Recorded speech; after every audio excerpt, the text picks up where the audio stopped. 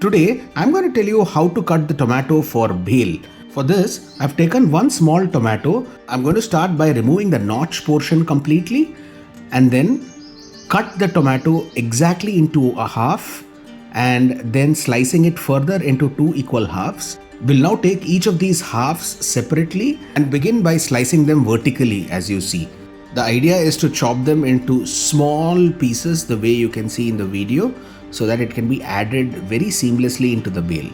I'm going to demonstrate this further using this piece. I first slice it vertically and then horizontally into smaller pieces. Now the same thing can be done with the second half as well. One important thing to ensure here is that we should not do it too hard because the juice from the tomato tends to come out completely.